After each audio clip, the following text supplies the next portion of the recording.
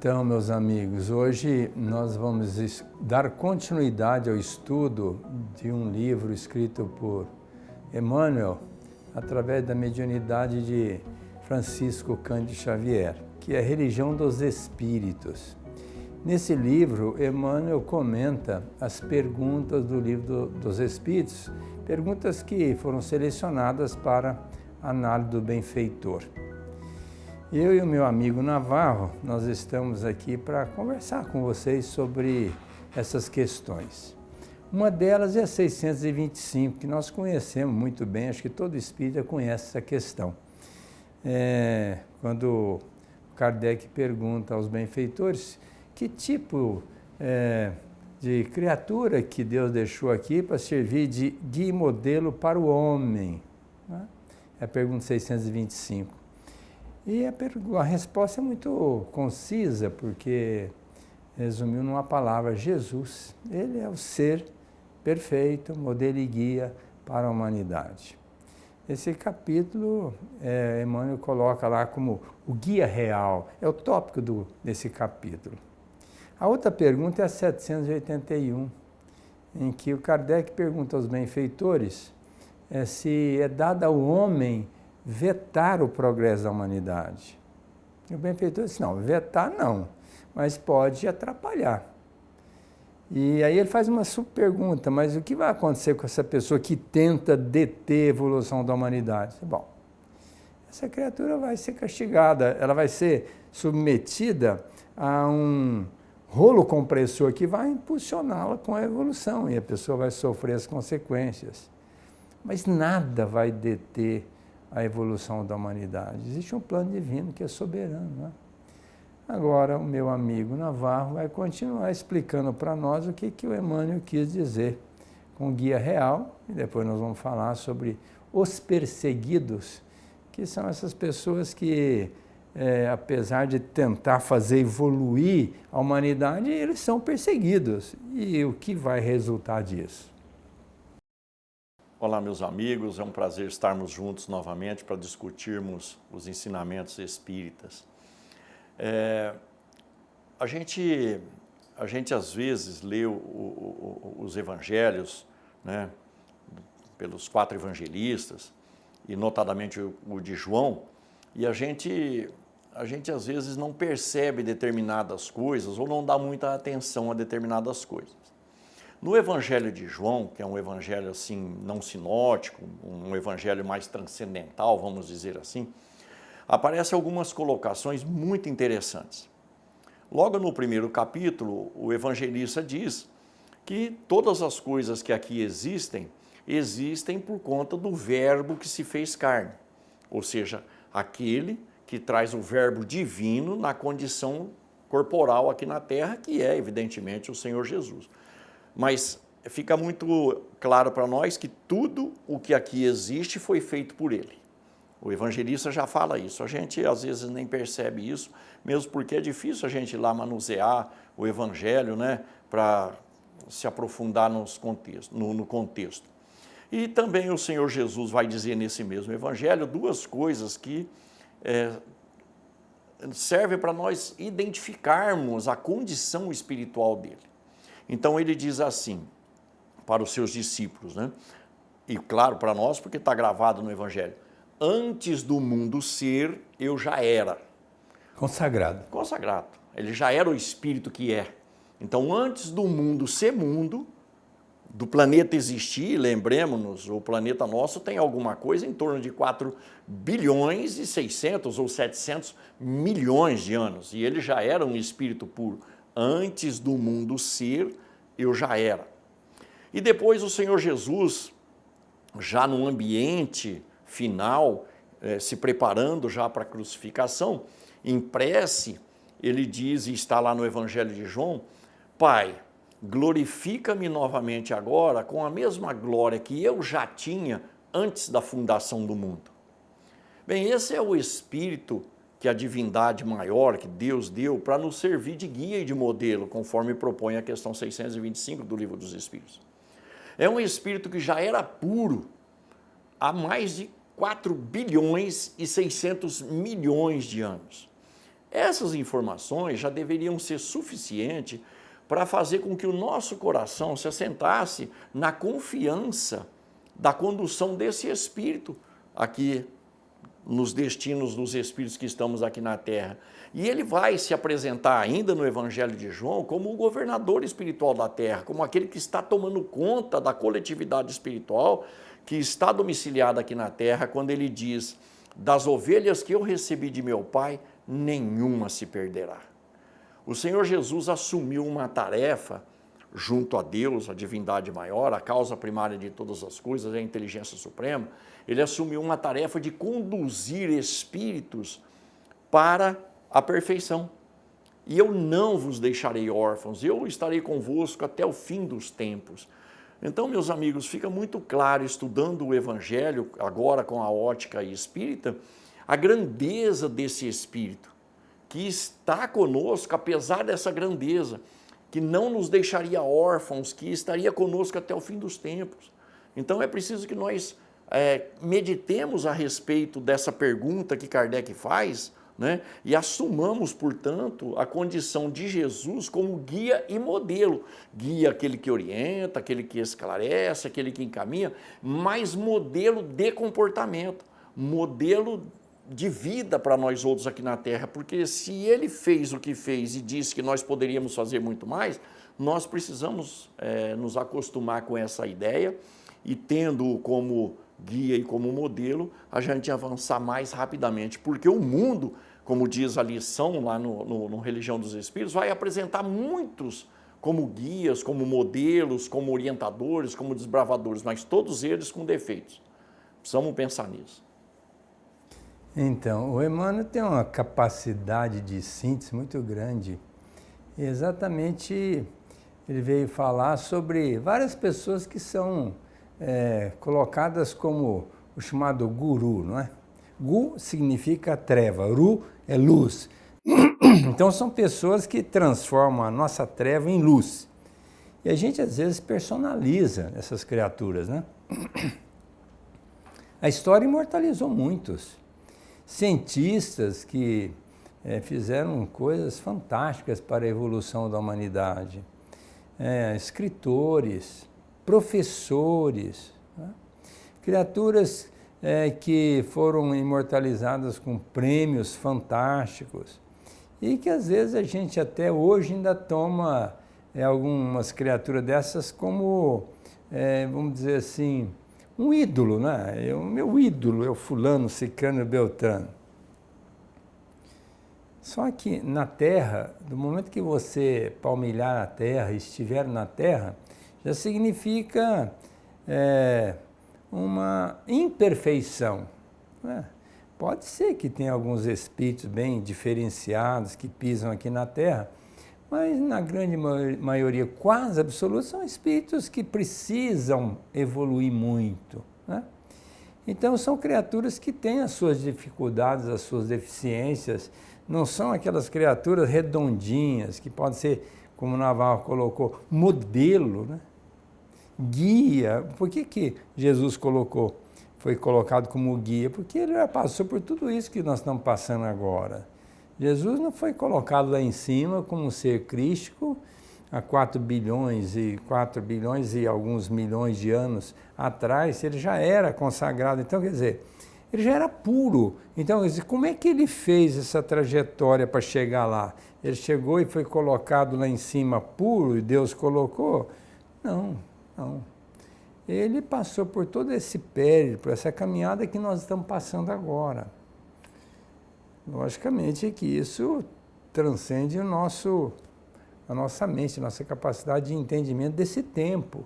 Se na época ele já era consagrado, imagina quantos bilhões de anos antes disso foi que ele passou por esse caminho que nós estamos passando. Então, ele já passou por aqui, então ele sabe o caminho, ele sabe muito bem o caminho que temos que ir palmilhar. E nesse caminho, ele foi evoluindo. Logicamente que tem espíritos que evoluem muito mais rapidamente porque entendem essa sistemática. Eu estava pensando aqui quando o meu amigo Navarro estava falando sobre o Evangelho do João. E o Cristo, viu, Navarro, imagino que você concorda comigo, ele não tem só a incumbência de conduzir os moradores da terra, não. Não, de forma alguma. De forma alguma. Ele tem também incumbência, está no Evangelho de João. Eu cuido também de outras criaturas, de que outros não são desse aprisco. que não são desse aprisco, né? Ele colocou assim. Eu cuido também de outras ovelhas que não são desse aprisco. Então, imagina, Jesus é modelo e guia para nós, mas é também para outras instituições galácticas, né? Outros mundos que existem por aí. Quando o pessoal saiu lá do Capela e veio para a Terra, imagina que o Cristo, né, Jesus, já estava governando o Capela lá e viu assim, olha, esse pessoal precisa mudar de classe, né? Não dá para acompanhar essa turminha que está aqui que vai melhorar, não. Então eu vou levá-los para a Terra, que ainda é um planeta primitivo, compatível com a evolução deles. E colocou aqui a raça adâmica, né, em tempos idos.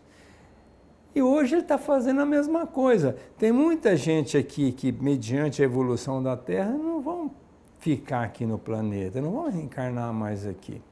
Por quê? Porque Jesus está castigando? Porque Jesus está, vamos dizer assim, sendo duro? Não. São condições vibratórias. O planeta está evoluindo, a criatura não acompanha, tem que ir para um planeta correspondente. Então o Cristo, mais uma vez, vai pegar aquela ovelhinha rebelde, né?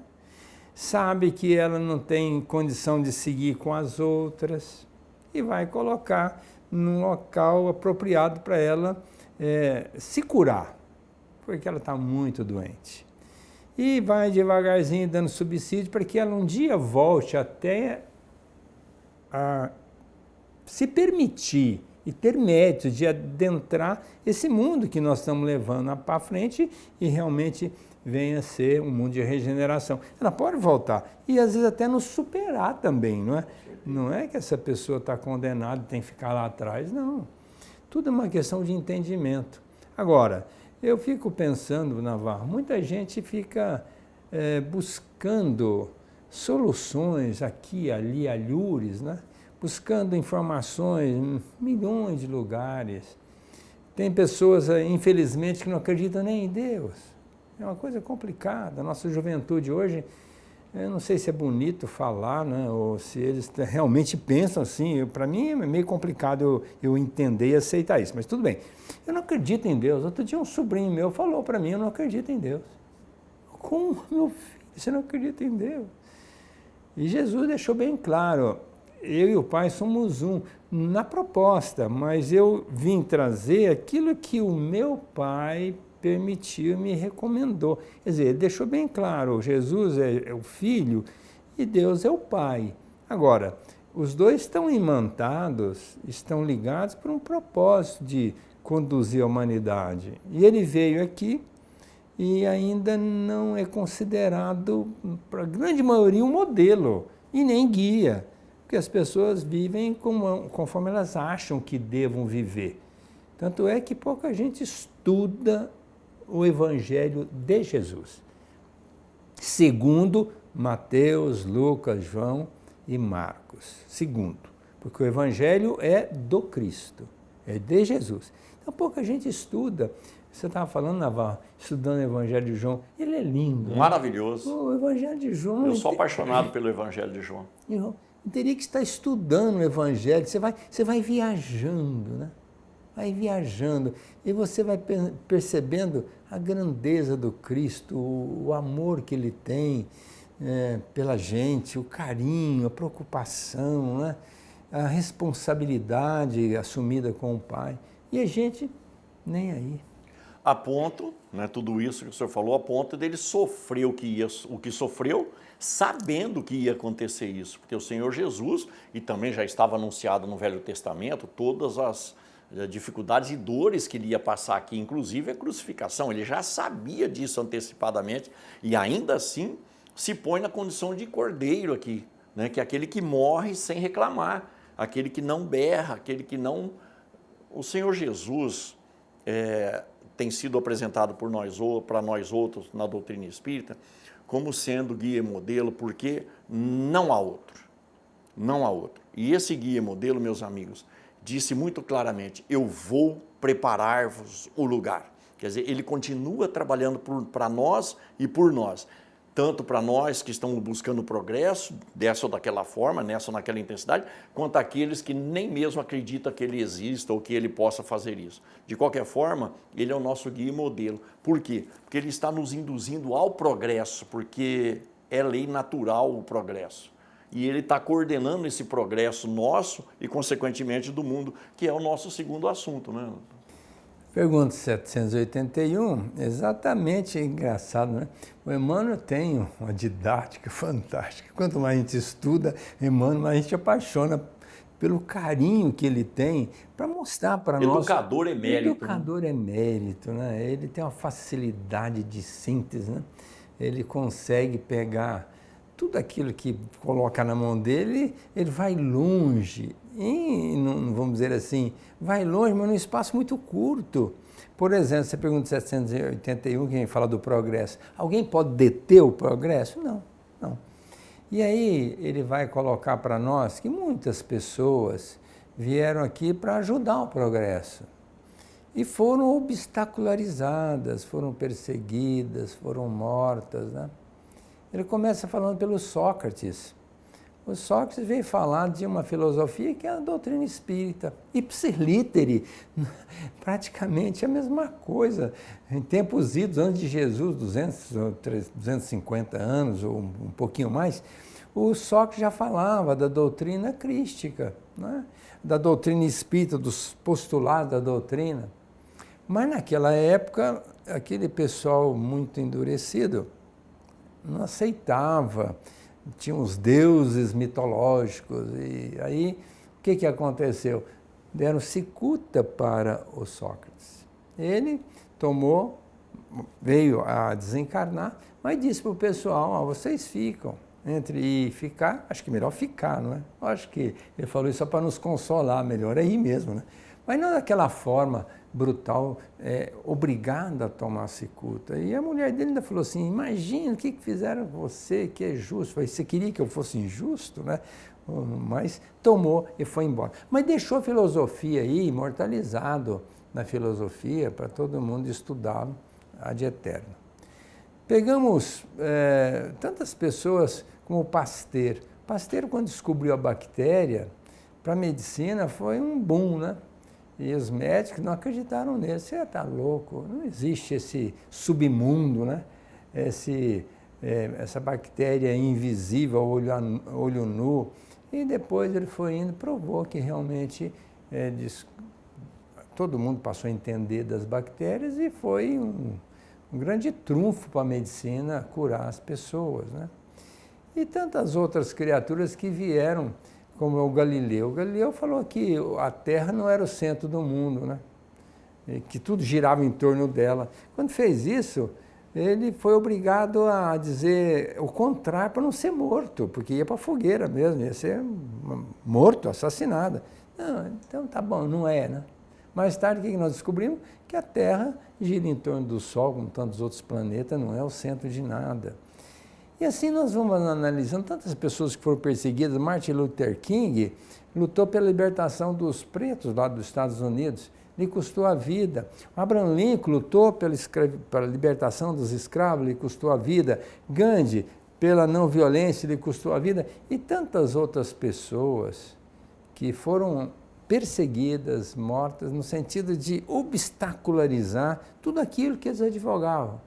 Adiantou alguma coisa, Navarro? Não, não adianta, porque o progresso é lei natural e é estudado na terceira parte do Livro dos Espíritos, né? Por ser lei natural, ela acontece pela própria força das coisas. E nós também estamos num processo de progresso individual, porque o espírito, nós já sabemos, ele é criado simples e ignorante e um dia vai atingir a perfeição. E são todos os espíritos que estão vinculados nessa questão, porque não poderia ser diferente, porque senão haveria falha na justiça divina, na bondade divina, na inteligência divina. Então nós outros vamos enfrentar determinados obstáculos para progredirmos. Não acontece progresso sem esforço, sem dedicação. Então Emmanuel nos lembra isso, que a gente precisa nessa lição, a gente precisa tomar essas grandes figuras que a humanidade nos trouxe como exemplo de que para conseguir determinado progresso, seja para nós, seja no âmbito coletivo, nós haveremos de ter dificuldades. Mas as dificuldades fazem desenvolver o intelecto, que é uma das asas que vai fazer com que a gente progrida, né? Então a gente progride com o intelecto e com a moral. Evidentemente, no mundo que nós estamos, se a gente observar nos últimos 200 anos, nós evoluímos muito, mas muito mesmo intelectualmente. Moralmente ainda estamos numa condição muito rasteira. Mas vem sempre acontecimentos produzidos pela própria providência divina para fazer com que o aspecto moral progrida também, equilibrando as forças, vamos dizer assim, de forma que as duas asas passam a ter a mesma potência, que é o intelecto e a moralidade. Então, meus amigos, se nós quisermos progredir, a gente precisa compreender que é preciso se esforçar. E o Senhor Jesus vai dizer isso, né? Aquele que perseverar, esse vai conseguir, né? Então é da nossa natureza progredir. Precisamos aceitar a ideia, mas ao mesmo tempo utilizar do livre-arbítrio e de todos os talentos que nos são dados, por isso da parábola dos talentos, para que a gente possa fazer progredir. Mas não nos iludamos. O progresso individual não acontece. Ele só acontece individualmente quando ele tem como resultado o progresso coletivo. Nós precisamos ter isso muito em mente. Quando eu trabalho para os outros, eu estou trabalhando para mim, né? Quando eu trabalho para dar uma condição melhor para os outros, automaticamente a cada um é dado segundo as suas obras, disse Jesus, eu terei direito perante a justiça divina de receber. Isso não pode fugir do nosso entendimento. Não que a gente tenha que fazer para satisfação pessoal ou no interesse exclusivo do nosso progresso, não, porque tem que ser feito com amor e o amor é dedicação, mas nós vivemos de progresso e quando nós voltamos para o mundo dos espíritos, a gente passa em revista a vida que tivemos e aí a gente observa quanto aproveitamos e quanto deixamos de aproveitar e não há dor, né? Uma das maiores dores, não vamos falar que não há dor, uma das maiores dores que o espírito experimenta é justamente do tempo e das oportunidades perdidas. Lembrando que todos nós temos perseguição. Não tem a pessoa que não é perseguida de alguma forma. Se não é diretamente, é indiretamente. Inclusive dentro da própria família. Às vezes tem pessoas que criticam, não compreendem, tentam obstacularizar o nosso progresso, dizendo uma série de absurdidades. E o Emmanuel disse assim, olha, aceita a pessoa como ela é, isso é vitória da pessoa que é vítima. A indulgência é a vitória da vítima. Como também o entendimento da pessoa, olvidando essas falhas humanas, é também a proposta do justo. Então, à medida que a gente vai entendendo Jesus, nós vamos mudando o comportamento. Ele mesmo foi profundamente perseguido, mas ele parou no tempo e ficou olhando para trás e vão tripudiando contra aquelas criaturas que o levaram à morte? Não. Ele simplesmente caminhou para frente e foi fazer o que ele tinha que fazer. E disse ainda para os discípulos, vocês vão sofrer pela minha causa. Vocês todos vão sofrer muito e vão ser levados também à morte. Ele deixou isso bem claro. Mas, se vocês morrerem por amor a mim, eu vou reconhecê-los no plano espiritual e, logicamente, com as devidas vênias, né? Então, para todos nós que estamos na Terra, não é fácil você enfrentar as intempéries. Desde que você nasce, você vai encontrar dificuldades e, às vezes, perseguições mesmo, de uma maneira ostensiva. Quantas pessoas que são vaidosas e querem ver a sua desdita e criam empecilhos. Você tem que dar a volta por cima, tem que contornar e não ficar olhando para elas e esperando que elas também sofram. Não, pelo contrário. Caminha para frente. Eu tenho uma frase que eu gosto muito, que é de um escritor de muito tempo atrás, fazia parte da mídia, que ele dizia assim, os cães ladram e a caravana passa, Ibrahim Suede. Não sei se vocês lembram, os mais velhos sim, os mais jovens não. Ibrahim Sueri falava isso. E é mais ou menos uma filosofia que eu tenho adotado. Os cães sempre vão ladrar e a caravana vai passar. Se você descer para espantar os cães e se incomodar com eles, é perigoso até eles morderem você. Porque cão ladra. Então, se alguém disse alguma coisa ou fez alguma coisa, liga não. Caminha para frente e olha para frente para você não cair, porque você fica olhando para trás, cai no buraco, né? Isso significa, olha para frente. Jesus disse, quem olha para trás não é digno do reino dos céus. Exatamente. Quem fica olhando para trás e guardando ressentimento, mágoa, revolta, ira, isso aí, olha, só vai criar problema.